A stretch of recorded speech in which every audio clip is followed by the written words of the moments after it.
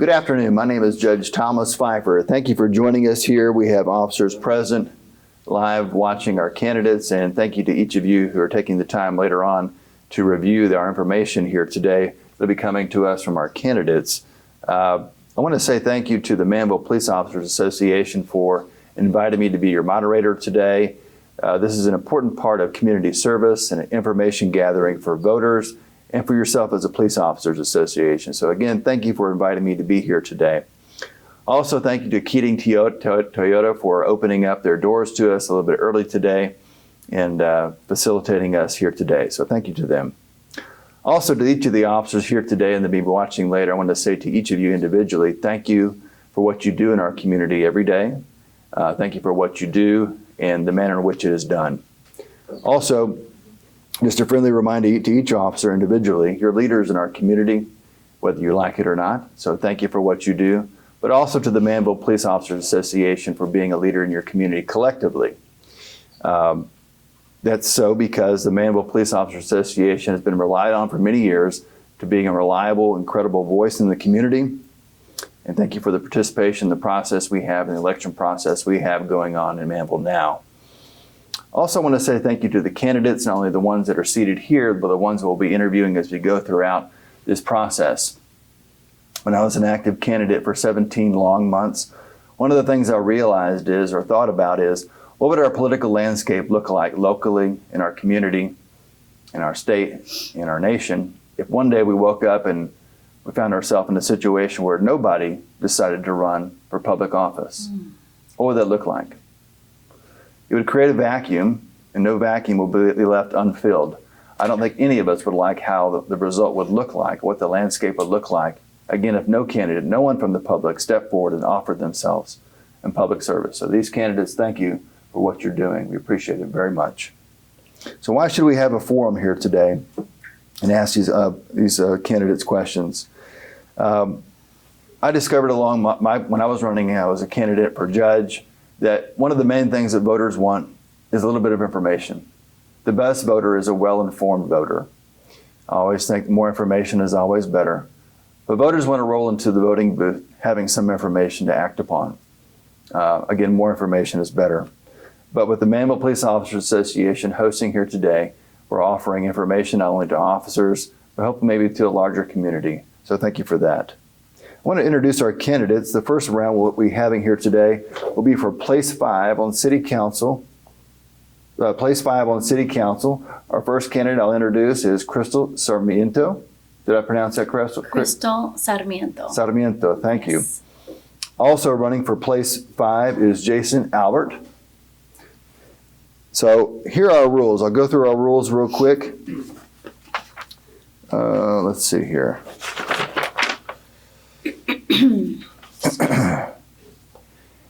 There'll be each candidate will be allowed 5 minutes for opening statements. You'll be given a 30-second heads up there at the end from our timekeeper.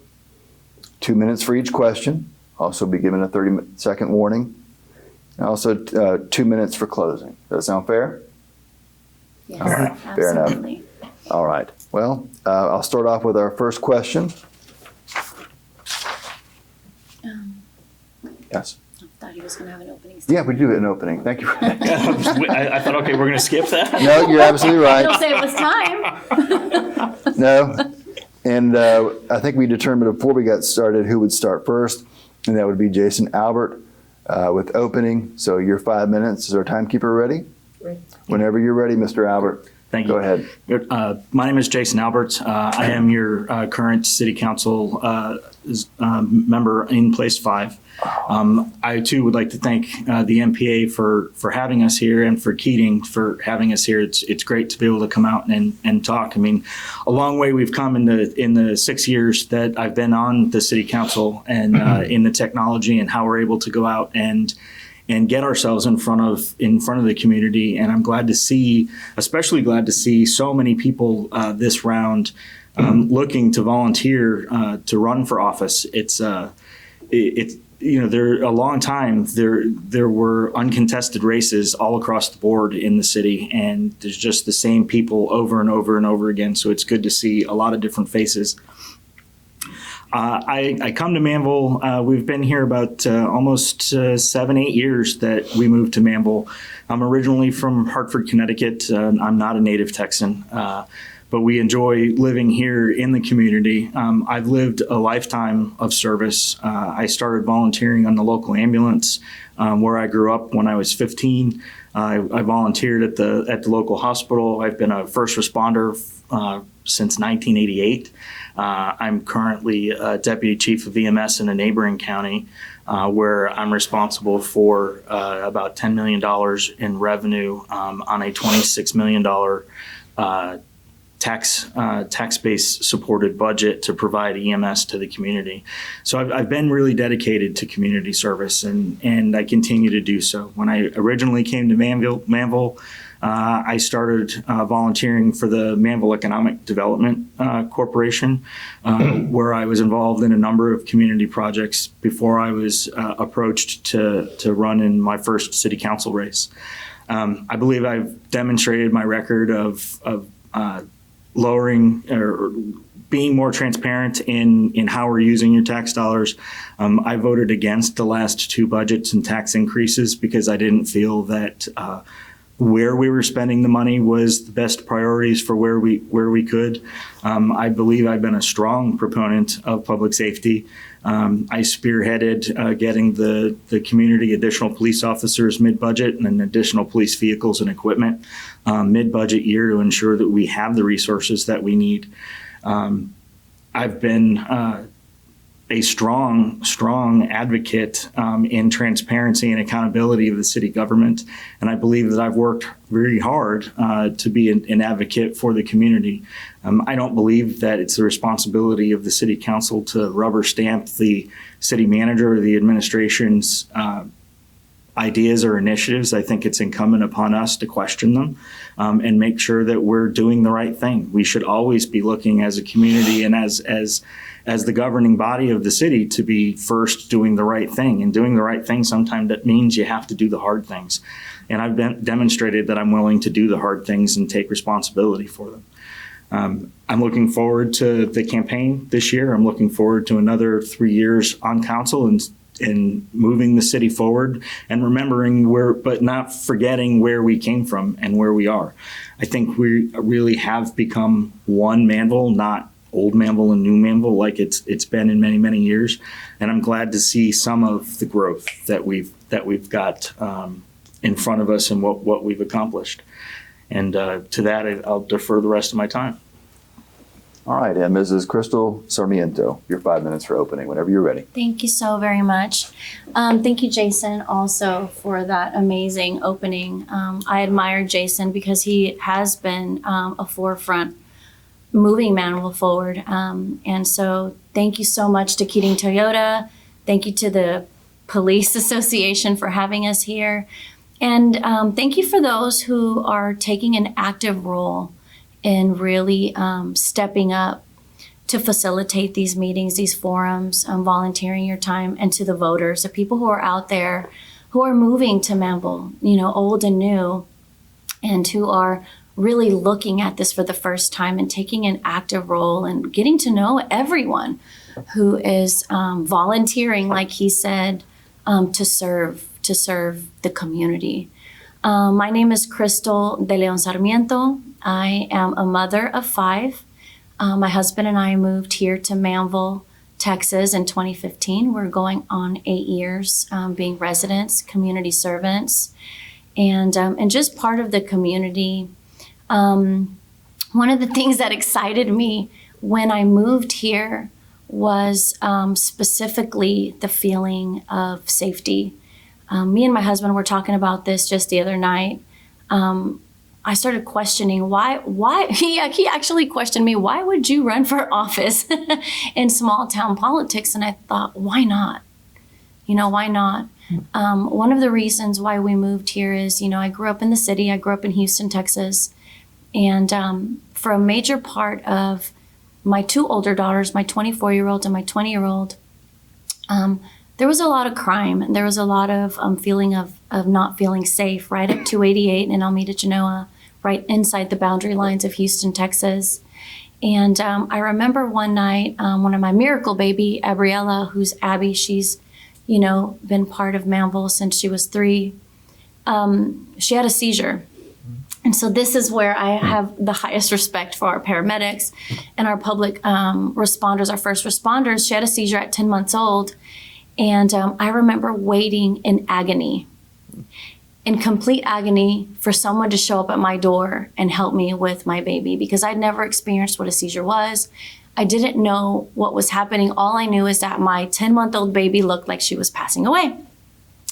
And in that moment, it really was a wake-up call for the pricelessness of having first responders there. And after that, a few years went by and I started actively looking. And then me and my husband decided to move to Manvel. And then fast forward a few years, Abriella was, I believe, 5 years old when she experienced the next seizure here in Manvel on 6531 Sam Rayburn. And I will tell you that I remember the moment that we called 911, and it was within seconds. I have it on video. Less than 60 seconds, I had 3 Manvel police officers and 2 paramedics inside my house on the floor with me, administering care to my child. And so I just wanted to tell this story because as a mom, as a woman, as a community member, those are the things that we look at that we cannot put a price on, is our safety. You really can't. And I have never felt as safe as I do here in Manvel. With that being said, I've never held this amazing role that he's been able to, have the honor and privilege to serve the community with. But I have been an active leader in many community organizations, advocating for leadership roles, advocating for fairness. And just like him, I'm not going to attack or say that we have different belief systems, but, there has to be accountability. And everything rises and falls on leadership. And we look to those who are leading our communities to really be the voice of the people, to be the voice of the one Manvel, those who are here, those who are coming here. And our priority will absolutely be our first responders and those who we will align with so that we can keep Manvel moving forward with accountability, but also at the same time, really listening to our audience and to the community. And with that, I'll close that up there and I welcome any other questions you may have. All right, well, we'll get started with our first question. And I think as just a friendly reminder, you each have 2 minutes to respond to the question with a 30-second heads up. All right, first question. What are the most pressing issues in the office you are seeking? And we'll start with Mr. Albert. Thank you. The most pressing issues, I believe, right now are public safety. And in that, secondarily, the opening of the Manvel Town Center project. I was surprised to learn when we did the groundbreaking for HEB that there is 1 million square foot of retail space that will open at the Manvel Town Center. That 1 million square feet represents the largest development that Weitzman has ever built anywhere. And it's going to be right here at 288 and Highway 6. When we onboard police officers and we onboard folks for the fire marshal's office, you don't just go out, put a we're hiring sign on the window and have people come in the door and start being cops and firefighters the next day. It takes time to bring those people in and to get them up to speed. And we're behind the 8 ball in getting the numbers that we need in terms of manpower to be able to protect and serve the city, not just that development. So that for me is our number one challenge. The next challenge I strongly believe is that there is a toxic culture in city management. I believe that some of the people that are providing service to the citizens have forgotten that they're there to provide service. They should be looking to find ways to say yes, and that we should be in a servant mindset. And I think that culture needs to change. Thank you. Mr. Manto. Thank you so much. I believe that there are many pressing issues right now, but I have to agree with Mr. Albert here. Number one being public safety. Again, that just ties into what I said is why we will continue to be Manvelians or Manvelites, whatever you call yourselves. Public safety, it's interesting because I hear a lot of the chatter behind the scenes, and I did put out a survey, and that is something that a lot of people are mentioning is public safety. It's pretty shocking to see how many people on certain neighborhood roads feel safe, but then complete other sides, they don't feel safe. And not only that, I also believe that our police officers should feel safe. And when we onboard, we're talking about what he mentioned, onboarding and bringing on and training has to be a huge priority. Our demographics are changing, the city is changing, and what is a huge pressing issue is that we cannot stop the growth. I know people want to limit it, but it's coming. Manvel is the city on the rise, and with that comes crime, comes things that obviously we don't want, but we need to be able to empower those who are first responders and our police officers to really be empowered and equipped to do their job and do it right. But not only that, to really give them the resources and the tools to recruit, well-equipped officers that want to come here and be part of our time. In addition to that, I do believe that one of the things that our city government and council should prioritize, whether or not I get to be part of that council, there needs to be a little more unity. And I strongly believe in that. And I do believe that with the unified government and council, the city will move forward in a more balanced way. Thank you. All right. This next question, we'll start with Ms. Sarmiento. Mm-hmm. What are the biggest needs of the police department, and what would you do to fulfill those needs? Well, I believe it ties into what I just said. I think it really is giving them the resources that they need to attract highly qualified personnel. The biggest thing for me, knowing that I work day in, day out with different businesses, organizations, employees, staff, officers, and the officers and employees really of the city, that's what they are. However, they're putting their life on the line every day. I like to look at it like Russian roulette, right? Nowadays, people don't want to serve the community. They don't want to protect and serve, where in the 80s and the 90s, it was a badge of honor. Now it is taking so much resources to go out and really even convince people to put their lives on the line to help us feel safe. I also believe that, yes, technology is important. Culture, training is important, but also benefits. I've heard that word come across in many different modalities in the last few weeks.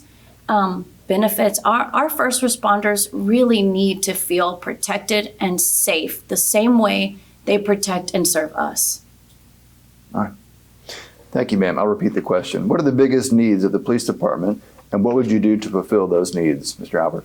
Thank you. So I think I'm going to split that question into two. What are the biggest needs of the police department, and what are the biggest needs in my opinion, of the police officers who make up that department?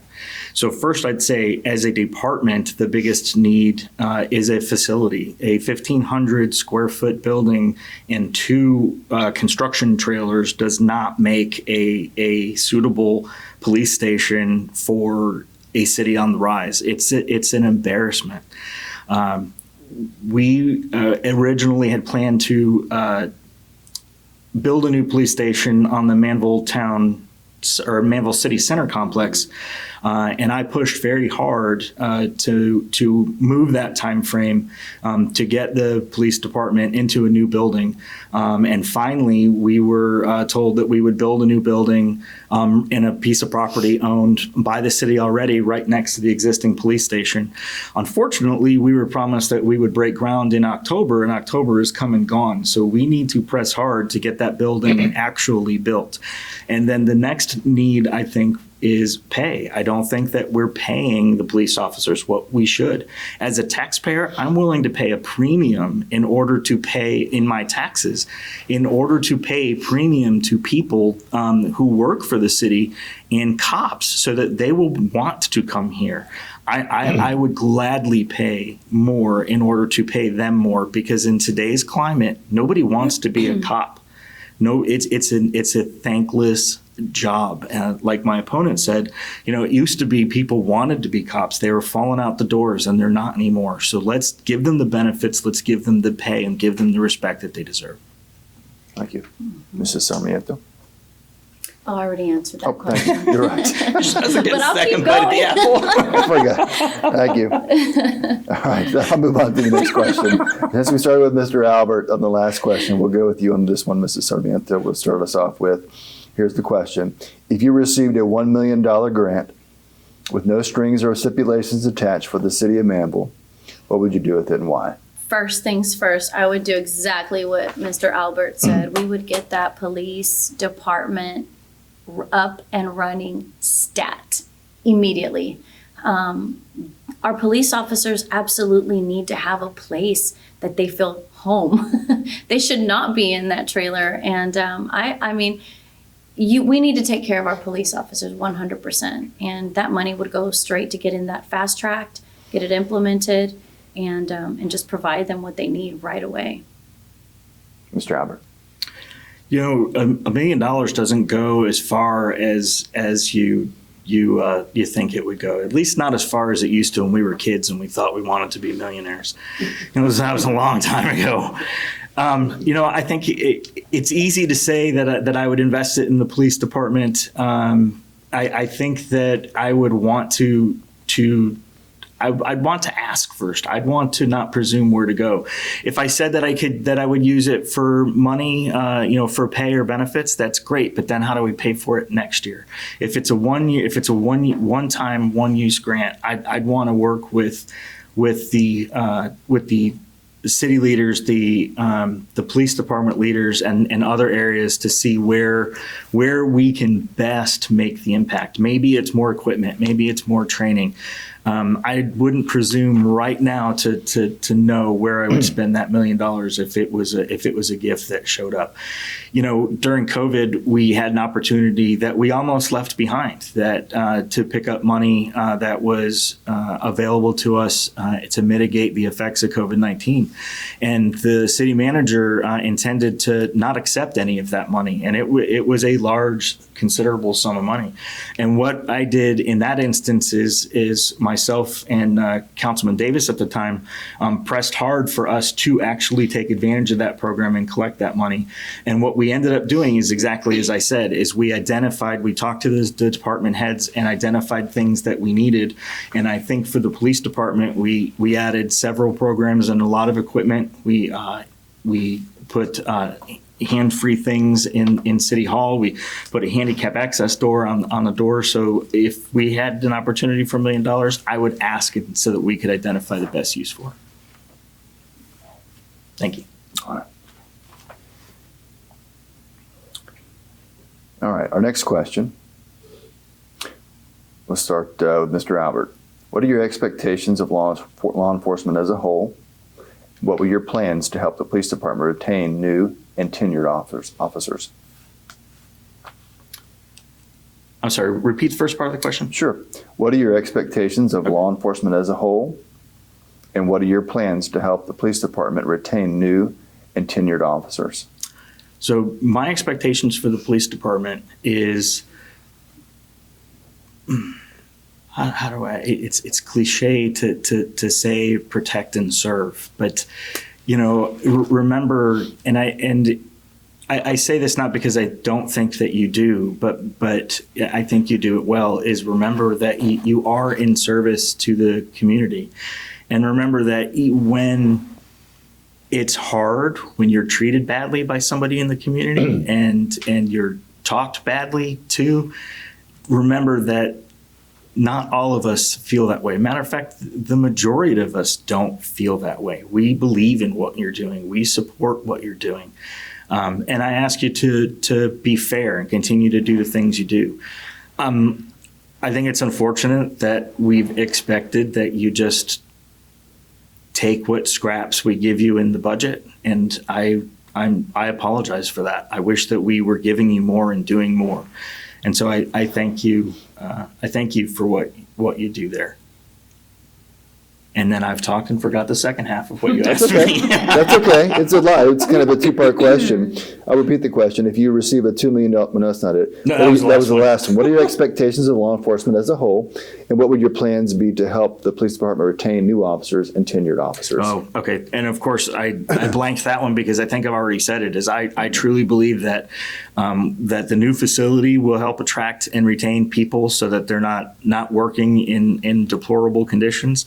And I believe that we should be paying a premium. I would love that we were the highest paid department in the area so that we get, or you get, the pick of the litter of candidates to come and work here. Mrs. Sarmiento? I love that question. I think that in my experience of working with many different organizations, when we deal with employees, regardless of what their jobs and roles are, I always look at how do we bring people, top-notch people, to this organization.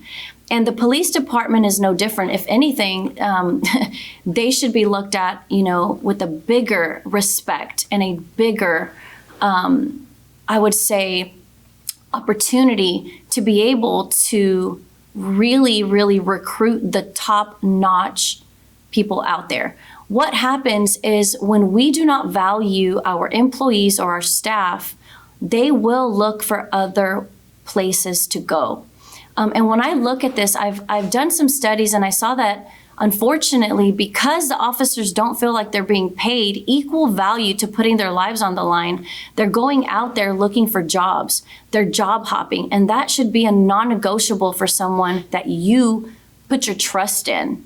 One of the things that attracts quality people to quality organizations is obviously pay, but it's also leadership. Leadership is one of the things that it trickles down. It trickles down into the culture, and it trickles down into the ethics of the people who are out there on the line and doing their job.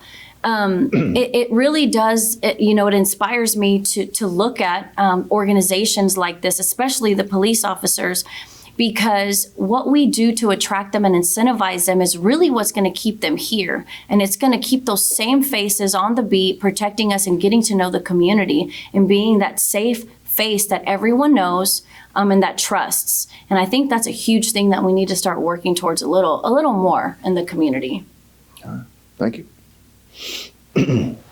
All right, this next question will start with Mrs. Sarmiento. The police department was found to be 18% below the 50th percentile range of surrounding market medians during the city's recent salary survey. The city approved a 7% salary increase across the board that benefited all employees except police personnel. After the conclusion of the salary survey, the police department is now, on average, 31% below the surrounding market median due to a 20% increase in salaries of other city police departments.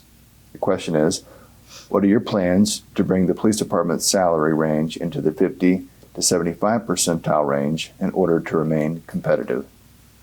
I think that, piggybacking on my last statement or response to the question, we really need to assess. Again, with my experience in looking at organizations, without a proper assessment of where the money is going, how it's being allocated, I guarantee there's always money there. It just needs to be properly allocated. And if that's not the case, then we need to look at other ways and other modalities of increasing that. I think it's a tragedy, and I'm looking for kind words here. I'm trying to be proper with my words, but really it's infuriating. When I found this information out, it really does make me feel upset that the people who put their lives on the line are being paid way below the current industries. And I've heard, or not industries, but fellow officers from surrounding cities, I've heard arguments within the city, within people who are on council that say, well, they're paid well. And honestly, if the officers don't feel like they're being taken care of and they don't have benefits and they don't have pay, they will hop. They will look for other places. People do not leave people. People leave organizations. They leave the places that they don't feel valued. They leave places where they don't feel like they're empowered, and they will continue to do so. In order for us to change that dynamic and to create a culture here where we are really serving the police officers, we really got to figure out ways to impact that. And I agree. I would be willing to pay a premium to really back up and support our police officers. Mr. Albert, do you remember the question? It was kind of a long question. We got to hold. He's got to switch the. All right. I'll repeat the question from Mr. Albert. The police department was found to be 18% below the 50th percentile range of the surrounding market medians during the city's recent salary survey. The city approved a 7% salary increase across the board that benefited all employees except police personnel. After the conclusion of the salary survey, the police department is now, on average, 31% below the surrounding market median due to a 20% average increase in salaries of other city police departments. What are your plans to bring the police department's salary range into the 50 to 75% percentile range in order to remain competitive? So my plans to bring the police department competitive would be exactly as what I've been doing. I was a proponent, a catalyst of actually doing the salary survey. It's offensive to me, and it should be offensive to everybody in the city, that the city manager threw the salary survey out the window, and that the council made a motion to blanketly give the 7% that they did to all of the city staff, rather than following the recommendations that were originally made in the budget to increase the salaries of the police department.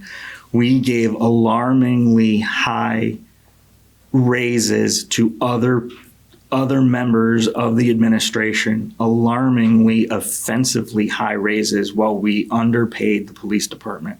I did not vote in favor of that budget at all.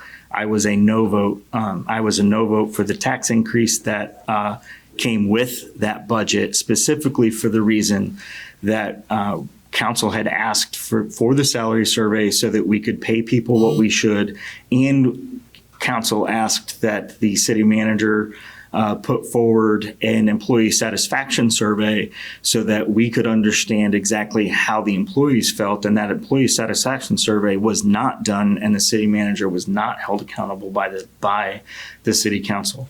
I would continue to work hard to get, as I've said, better pay for the police department so that we are the premium department in the area that people want to come to work for. Thank you.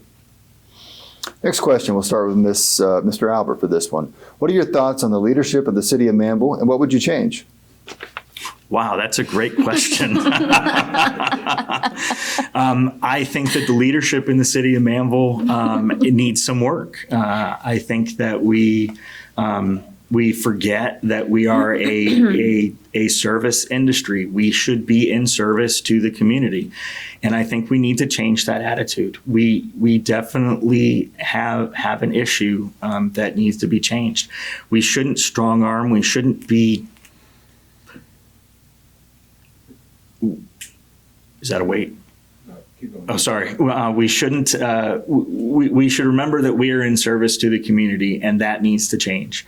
I think we need to be looking at what our future needs are, because what our needs have been in the past are not what our needs are going to be. And do we have the right leadership, or do we need to change leadership? And I think that needs to be looked at very, very closely, very, very quickly, because the city manager's contract is up in 2 years. And again, like the police, you don't just hang a "we're hiring" sign out and hire a new city manager. So I think it's time now for us to be looking at what are our absolute future needs? What are our failures? And is this current administration something that we should keep, or should we be looking now for a replacement?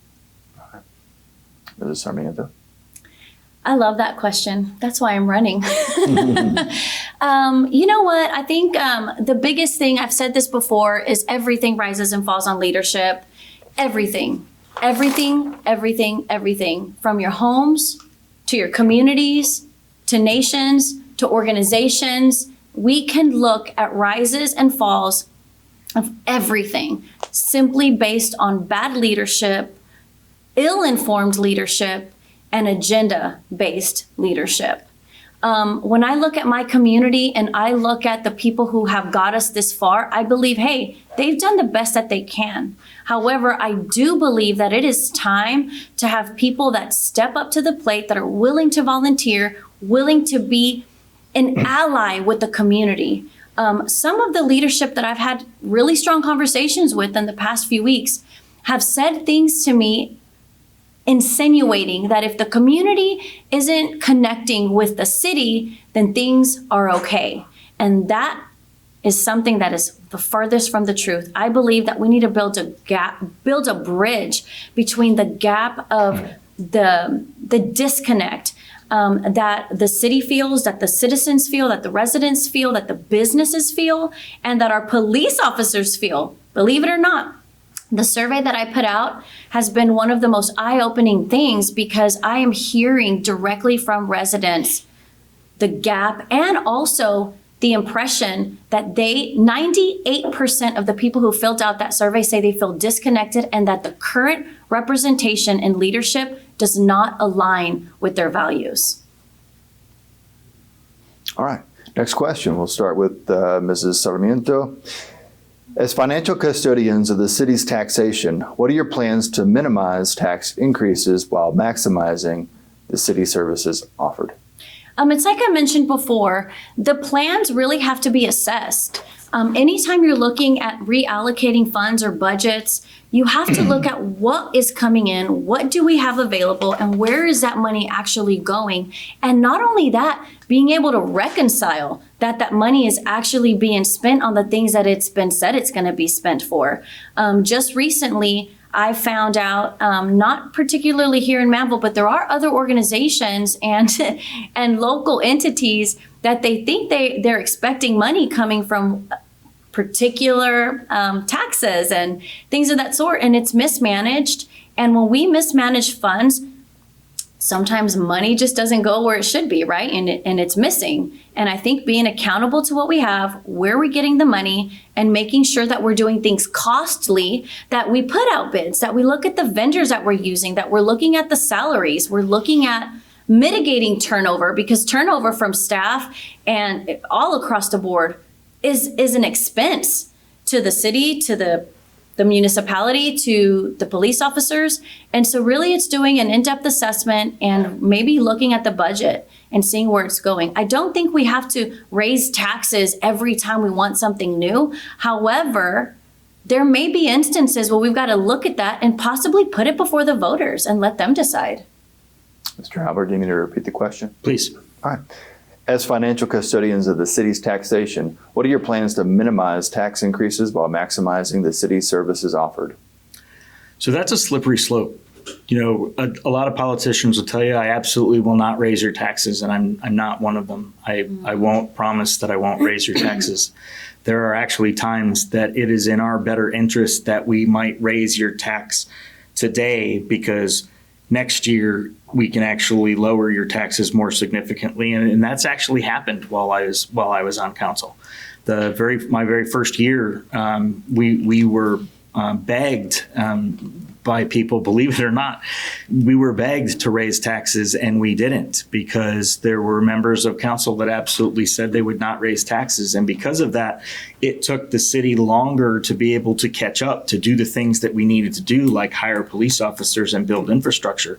So my approach to taxation is, which is the quickest pain, the tax increase now and the delay in police or the delay in infrastructure, or can we suffer the delay and then do the tax higher? That's where my mindset has always been when it comes to raising taxes. I don't think you should raise taxes just because you can. I think you raise taxes because you need to, and it has to be needs-based and assessed. All right. You made it to your last question, folks. And we'll start with Mr. Albert for this last question. Here it is. The city of Manvel has a reputation among builders and residents who wish to build on their own land for being onerous, expensive, and slow. What plans, if any, do you have to make it easier for landowners to build? You know, it's difficult to specifically answer that question in that it goes back to the leadership question. The mentality and the culture of the leadership has to change first in order for that to be a reality. What I believe I've demonstrated in my years on council is that I definitely favor the single home builder, and I am in favor of providing the necessary variances. There are some things that you just can't, and I can't give you off the top of my head a specific example, but there's some things that just can't be waved away. But it should be common sense approaches, and I think that my voting record demonstrates that I am in favor of the community and the individual property owners and their rights in order to build when it makes sense. Should a family like the Sarmientos should they have to build a giant concrete road that adds $100,000 to the cost of their project? Then no, I don't think that they should have to do that. I think that's part of what the community should do. What a lot of people what a lot of people in administration seem to forget is that when we live in a subdivision, the mud is collecting taxes from us that are paying for those roads, and it's not really the developer. So we need to go back to that leadership question and say that what I would do would be to make sure that the leadership understands that we should have a culture of working with our community, not against it. All right. Is this Sarmiento? I believe that when you inhibit people from building their own land, it takes us back to before what many people moved to this country for, is the land of opportunity and being able to buy land and build on land. It is the foundation of the United States of America, of the land of opportunity and the land of freedom. And I agree with Jason here. I mean, I think that leaders really do need to look at that again. We need to find out why. I understand that it's a charter. I understand that those laws were written into place to mitigate overbuilding and have people who are interested in coming to the city of Manvel, like developers who have the money to build the infrastructure. However, it's counterintuitive, and it's counteracting that homeowner who wants to build land and retire in a semi-rural, up-and-coming city. I do believe that we need to look at those things and figure out a balance to it, to where maybe we meet them in the middle. Some people won't like that. This will not be everybody's cup of tea. However, if we don't do that, then all we will have is an influx of massive, fast growth of nothing but developers. And we really need to look at having that in a very balanced way, because one of the beautiful things that attracts so many people to Manvel is that the duality, the rural life coupled with, having the beauty of beautiful developments in the area. So I think we have to figure out ways to meet in the middle and find balanced solutions for that. Thank you both for being here today and offering this information. We allowed Mr. Albert to open first, so we'll allow Mrs. Sarmiento to close first. And you have 2 minutes whenever you're ready, ma'am. Well, I simply just want to say, from the bottom of my heart, I just want to thank everybody for putting this together. Anybody that's taken the initiative to actually do the work and go listen to all of the people running to represent you, to serve you. Like I said, everything is going to rise and fall on leadership. But most importantly, as a wife, as a mother, I moved to Manvel with this beautiful dream in my heart that we would raise our children and put them through the schools here, and we would make this a community that we feel safe and that we could grow and really put deep roots in. I feel like we've done that. We've been here 8 years. My 2 oldest daughters have graduated from Manvel High School.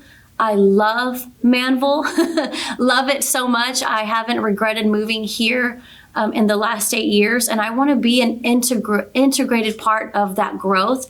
And I really want to be somebody that the people can trust. I want you to know that I want to be a voice for you, and I will always be solution oriented. I'm not afraid to ask the hard questions.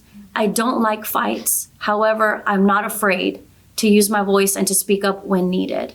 And so I hope that you would look at myself, my family, and really consider, what it is that you want out of leadership. And regardless of what happens in the future, I'm super enthusiastic to represent the community, but also work hand in hand with Mr. Albert and many other aspects, because not just, being part of city council, but being an integrated community member and leader, we will have to overlap and work together regardless. And so thank you so much for your time. Thank you for being who you are and showing up to vote for whoever it is that you decide to vote for. Just please show up. Thank you, ma'am. Mr. Albert. Thank you.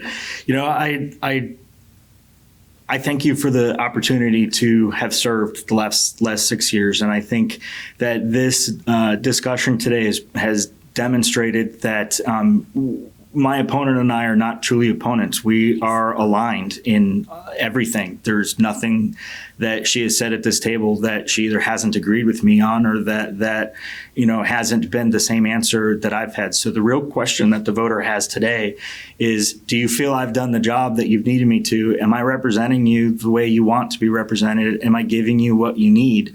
And then the question is, do you want experience or do you want something new?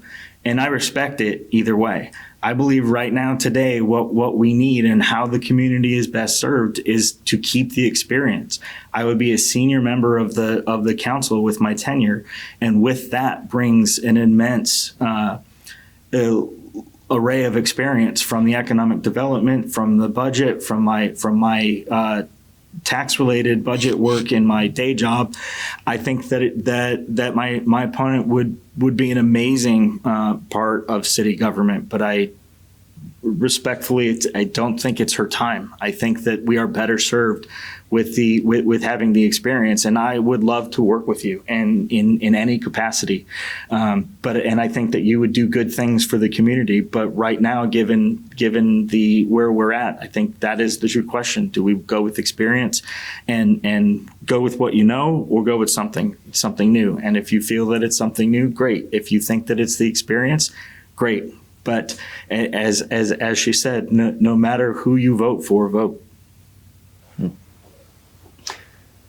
As a judge and moderator, we stay out of this type of thing, but I will say the one comment I will make is that the citizens of Manvel, the voting residents of Manvel, definitely have a very tough decision to make as to place 5. Have a couple of great candidates here. It'll be a tough decision, I'm sure, for voters. But again, thank you both for being here, participating, and offering this information, just kind of a free flow of information for our viewers. Thank you all so much. Thank you so much. Thank you. Thank you.